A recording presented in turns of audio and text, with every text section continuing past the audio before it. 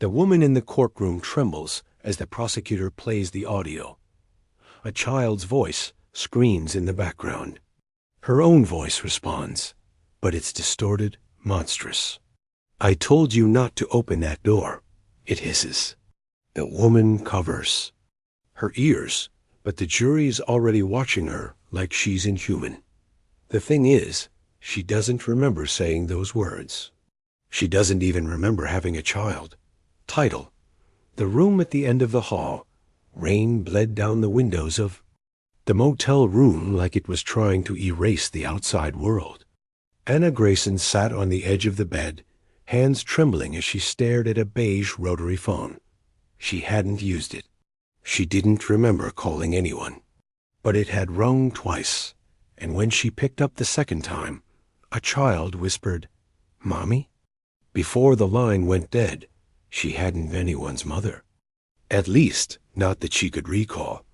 Anna's fingers twitched over the manila folder sitting on the knitstand. Inside were fragmented medical records, half-torn photographs, and a therapist's letter dated 2 years ago. All she knew for certain was that 3 months ago, she woke up in a hospital with a concussion, a cracked rib, and no memory of the last 10 years. She was told she'd been found wandering down a rural highway in Alabama, barefoot and bleeding. She lived in Arizona. Or used to. Her ID said Tucson. But she couldn't remember her apartment, her job, or even her favorite food. Every time she tried to picture her life before the hospital, her mind flooded with static, the kind that made her eyes water and her skull throb. Low buzz echoed from the old TV as she flipped through the channels absently. A news anchor's voice froze her fingers. Remains have been discovered in a sealed room beneath the basement of a farmhouse outside Flagstaff. The FBI believes the property may be linked to a series of child abductions in the early 2000s. Anna's breath hitched. She didn't know why, but something about the footage, the aerial shot of the dilapidated house, the worn path leading through dying cornfields, felt suffocatingly familiar. She dug into her bag and pulled out the last photo she had. A blurry image of her younger self standing on a back porch. The house in the background, it was the same broken fence, same faded red shutters dot. She dropped the photo like it burned her. A knock rattled the door. Anna froze. No one knew she was here. Not even the hospital social worker who'd been helping her adjust. She crept to the door, her shadow flickering against the pale yellow wallpaper, and peered through the PEEPHOLE dot. No one was there. She exhaled shakily and turned back to the bed. That's when she noticed it. A child's shoe sitting just inside. The door, muddy, worn, tiny dot. Her heart hammered against her ribs. She stepped closer, picked it up, etched into the faded leather on the heel, barely visible. A. Grayson. She dropped it. The phone rang again. Anna didn't answer the phone, not this time. Instead, she yanked the cord from the wall and threw this receiver across the room. It struck the dresser with a hollow thud and fell to the carpet, limp and dead. But the sound still echoed in her ears. The child's voice, soft and searching. "Mommy?" The shoe sat where she dropped it, an accusation. In miniature. She crouched and stared at the name again, hoping it would somehow change. Hoping it was a coincidence, a common last name, a factory misprint. But it wasn't. She knew it. In her bones. A scream began to rise in her throat, but she swallowed it and stood. She needed air. Answers. She shoved the shoe into her bag, threw on her coat, and bolted into the rain. The motel was the kind that rotted quietly over time. Paint flaking, neon buzzing, everything damp with the scent of mold and cigarettes. She passed the front desk without looking at the clerk, knowing his glassy eyes were watching her again. He always looked at her like he recognized something she couldn't. Her car, a battered blue Corolla that had come with no registration. And no keys when she bought it from a junkyard guy who didn't ask questions, coughed to life. She drove with no destination, just instinct. Let the road decide. By sunrise, she was back in Arizona. She didn't remember driving there. The house stood on the edge of a town called Westcott, about 20 miles outside Flagstaff. Her palms began to sweat the moment it came into view. That dying cornfield, the sagging porch, the broken windows that looked like blind eyes. She parked down the road and approached on foot. The police tape had been torn down, either by time or someone who didn't care. Maybe someone like her. The front door hung half open, hinges squealing when the wind shifted. Anna stepped inside. The air smelled of mildew and secrets. The walls were yellowed and cracked, wallpaper curling at the edges.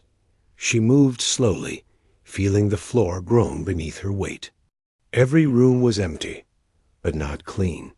There were signs of life, recent or remembered. A doll missing its head on a counter. A dented cereal bowl with dried milk curdled at the bottom dot. Then she found the hallway, narrow, dark. It ran along the side of the house, leading to a door painted the same dull color as the wall. If you didn't know it was there, you'd miss it entirely. Her fingers found the knob and turned dot. It creaked open. Stairs descended into blackness. She didn't want to go down. Her feet did anyway. The basement smelled worse, like rot and iron and long unspoken things. Her breath frosted in the cold. She reached the bottom step and looked around. One side of the room had clearly been recently opened. The bricks were shattered inward, like someone had been trying to get out. Inside that cavity was a room, tiny, metal bedframe bolted to the floor. Chains scratched into the wall over and over. Mommy said stay quiet. Then a noise. Behind her. She turned fast. Heart a THUNDERCLAP. Silence. Then a whisper, not from her own mind, but real. Right behind her ear. You said you wouldn't leave me again. Anna ran. She didn't stop running until she was back in the car. Hands shaking so violently, she could barely fit the key into the ignition as the engine stuttered to life. She caught her reflection in the rearview mirror, and for a moment, she didn't recognize her own face. The motel clerk didn't speak. When Anna returned, he just watched her with that same glassy, sidelong stare, like she was part of some story he couldn't quite remember, or was trying hard to forget. She locked the door behind her and slid the chain into place. Not that it made her feel safer. The room still smelled like someone else had been living there. Like the air, remembered Dot. She emptied her bag onto the bed. The muddy shoe, her wallet, the crumpled photo of the house, and the manila folder. She hadn't dared open the folder again since the hospital. But now her fingers were numb and moving anyway, unfolding paper after paper like they might bite her. There was a psychiatric evaluation dated 5 years ago. Her name was typed across the top in neat block letters. Grayson Anna Lynn. The diagnosis hit her like a slap. Dissociative amnesia. Possible DID indicators. Suspected trauma-related memory loss. Recommend intensive outpatient therapy and long-term supervision. The next page was a letter from a Dr. Melinda Halber, therapist. It was written to an unknown recipient, possibly a social worker or another doctor. Patient presents with deep disassociation from past identity. Repeated references to a locked room in her subconscious. Mentions a child she cannot name, yet dreams recur nightly of a crying boy behind a door she refuses to open. Strong resistance to exploring this further. I believe the trauma may be connected to her residence in Westcott between 2010, 2014. She denies ever having lived there. Anna dropped the page. Her stomach turned to ice. A photo fluttered out from between the pages. It was of her, much younger, smiling, but something was wrong. Her eyes were too wide, her smile too fixed. A child leaned against her hip. A little boy, 4, maybe 5. Face smudged with dirt, eyes wide and searching. In marker on the back, in her own handwriting, Eli minus 2012. She stumbled back and sat on the floor. Eli. She whispered it aloud. And as she did, the room seemed to lean in around her. Her vision went gray at the edges.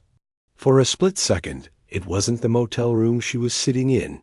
It was the house. She was in the hallway again. The one with the door at the end. Only this time, she wasn't walking down it. She was standing in front of the door, holding it shut with her entire weight, as a child screamed from the other side. "Mommy, please." She jolted awake on the floor. The light had changed. Afternoon. Now, and someone had slipped a piece of paper under her door.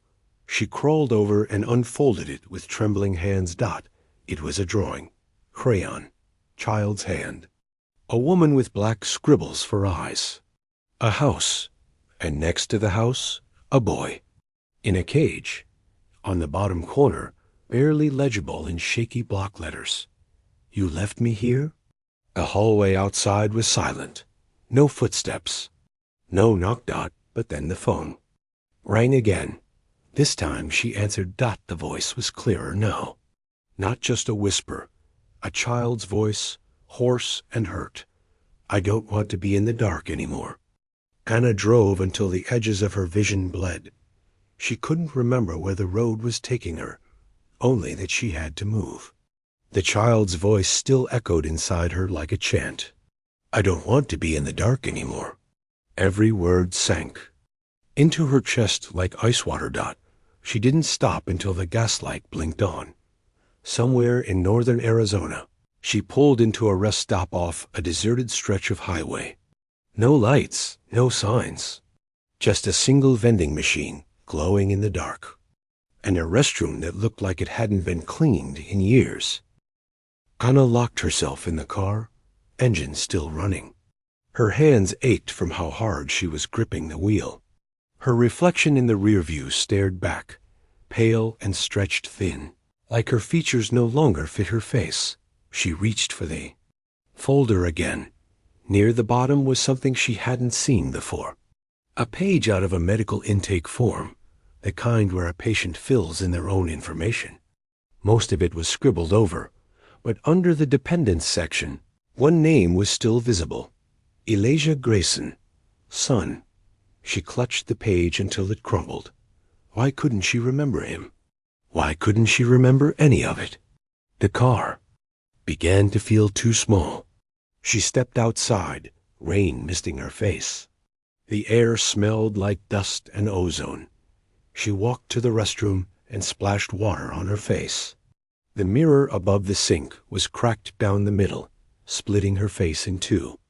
One side blank, the other side wild. As she dried her hands, she saw something scrawled on the inside of the stall door in black marker. "Do not open the door at the end of the hall." She backed away slowly. Her chest tightened. There was a noise, faint, metallic. Behind her.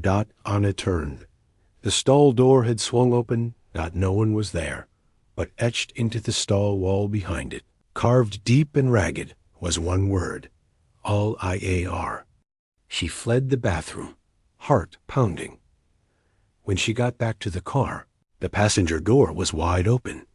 She knew she'd locked it. On the passenger seat, resting where her bag had been, was a cassette tape. No label, just black plastic and a white sticker with one word in red ink: play. In the glove box, she found the cassette adapter, old, dusty, like it had always been there. She slid the tape in. Static. Then breathing. Then a child's voice, but not a recording. Live, real, present. "I'm still here, Mommy," the voice said. "I never left." She turned the car off, yanked the tape free, but the voice kept playing. From the radio now, from nowhere. From inside, she screamed and smashed the radio with her elbow until the plastic cracked. Silence. And then, faint, like a whisper carried on the wind, "Why did you lock the door?" Anna's vision blurred. She saw a hallway again, the door at the end. And now she could hear herself on the other side.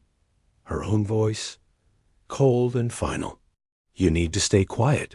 Mommy will come back, but only if you stay quiet." She was. The one who said it. She remembered. Anna didn't sleep. She drove the rest of the night with her eyes wide and dry, red veins spidering through her vision. Every road sign looked unfamiliar. Every passing car felt like it was following her. Or maybe she was following herself, back to something her brain had buried so deep it had to rot to be forgotten. By morning, she was parked outside the county clerk's office in Westcott. The town barely had a heartbeat. One diner, a post office, a church with a sign that read, "Sunday. He is risen." She didn't know what she was looking for until she was already at the counter, asking for property records from 2010. The clerk was a heavy-set woman in her 60s with tired eyes and nicotine fingers. She looked Anna up and down, paused, then shuffled into the back without a word. When she returned, she dropped the thin folder on the desk. Anna opened it. There it was.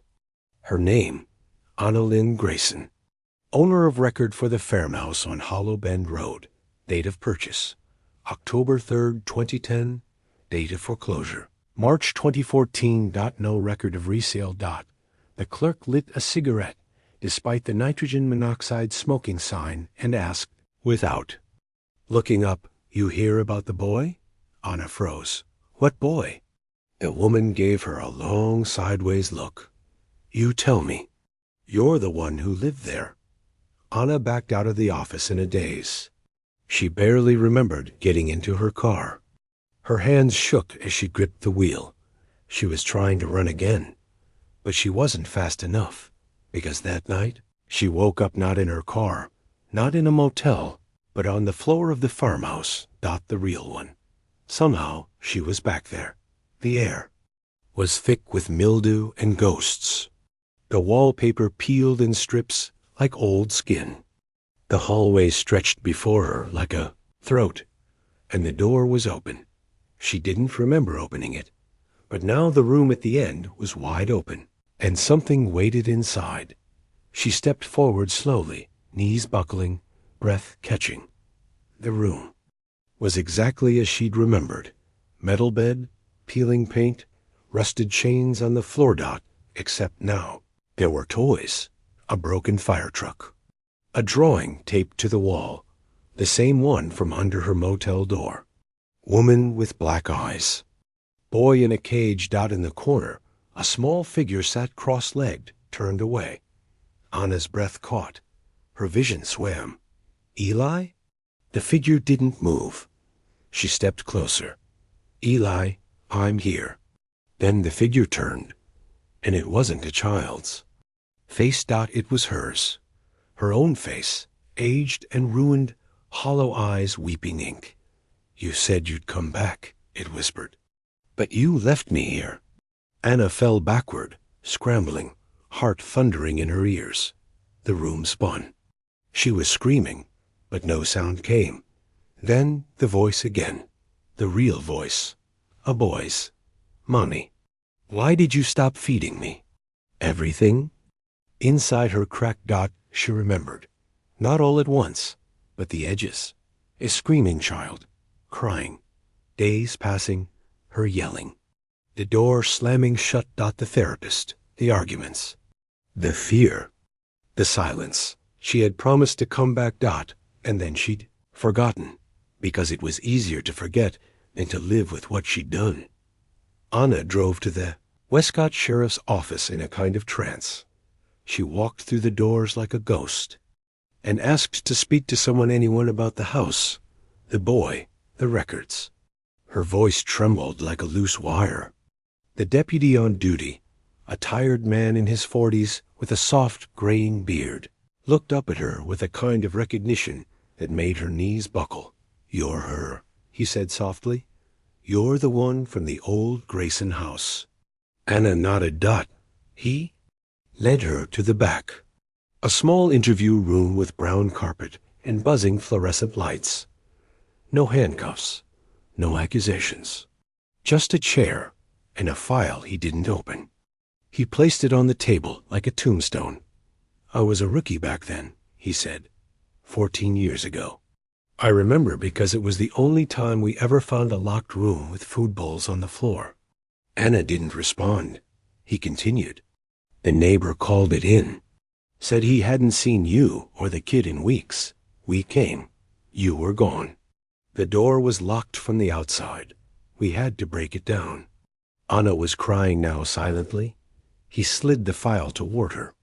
"I don't know why the charges didn't stick. Maybe the psych report. Maybe the lawyer. Maybe someone higher up wanted it buried. You were institutionalized for a while. Then you disappeared." She opened the file with shaking hands. Photos. Crime scene shots. The basement. The scratched walls. The metal bed. And then him. A boy, maybe 5. Pale. Eyes huge. Knees drawn to his chest. Sitting in the far corner of the room like a feral animal. But what shattered her was the final photo. Her, holding him. At the hospital. He was wrapped in a blanket, his tiny hand clinging to her sleeve. She was smiling, a real smile, not the hollow one from earlier photos. He looked scared, but safe. Anna pressed her hands to her mouth to keep from sobbing aloud. "Where is he?" she whispered. The deputy hesitated. Then, "Adopted. Sealed records. I can't access them." "Please," she begged. "I have to see him. I have to. Tell him I didn't mean to. I forgot." He leaned back, quiet, studying her. Then he said something that hit her harder than any memory. "He doesn't remember you." Her breath caught. He was so young. They said his brain rewrote most of it. Trauma response. He calls someone else Mom now. She clutched the table like it was the only thing keeping her from falling into the floor. But then he added, carefully, "But lately there have been problems. Night terrors, drawings, hallucinations. He says there's a woman who comes in his dreams. Black eyes, says her name is Anna." Anna stood. "Tell me where." He shook his head. "I can't." But she knew now, somewhere inside him. Eli still remembered the door. And whatever was behind it, it wasn't done with either of them. Facility was tucked in the Arizona desert, flat and windswept, like a secret pressed under the sky. Anna didn't use her real name at the front desk. She claimed to be a volunteer from Child Behavioral Studies, part of a fictitious university program. Her forged badge and the urgency in her eyes were enough for the overworked staff to buzz her through. The children's wing was bright, sterile. Cheery murals covered the walls, suns with smiles, frogs playing guitars. But the kids didn't smile back. Not here. They wandered like sleepwalkers, faces drained, eyes twitching at shadows. Anna spotted him almost immediately. He was sitting cross-legged in the corner of the common room, drawing with crayon on construction paper. Short dark hair, pale skin, hands trembling slightly as he colored. She knew him. Not from memory, not completely, but from something deeper. The way mothers recognize the cry of their child, even through walls. "Eli," she said softly. Looked up. And for a moment, nothing. Then his pupils narrowed. His jaw twitched. He didn't speak, just stared at her, unmoving, as if trying to see through a fog. Anna knelt beside him. Her voice was barely a whisper. "You remember me?" "Don't." "You?" He nodded once, but his mouth said something else. "You're the one who locked me in." Tears spilled from her eyes. "I didn't mean to. I was sick. I wasn't well. I tried to protect you," He tilted his head. You said the world was bad, that people would hurt me. Anna's breath hitched. I thought I was keeping you safe. His small voice dropped lower. But then you left. And I got hungry. And it got cold. And the thing in the corner started whispering. Anna went cold. What thing? He didn't answer. Just handed her the drawing he'd been working on. It showed a woman with black, hollow eyes, holding the hand of a child. Behind them, a door cracked open, blackness spilling out like smoke. I see her when I sleep, he said. She says you left me there so she could take me. Anna's chest tightened until she could barely breathe. Eli, that wasn't real. It was a dream. Trauma can trick us. He cut her off. She's not gone. She lives in the room. Anna turned the drawing over. There was a message scrawled in red crayon. The door is open now. Suddenly the lights flickered. Cold wind pushed through the hallway. Staff rushed to check the power. Anna clutched Eli close. You're safe now. I won't leave again. He looked up at her. It's too late. She followed you here.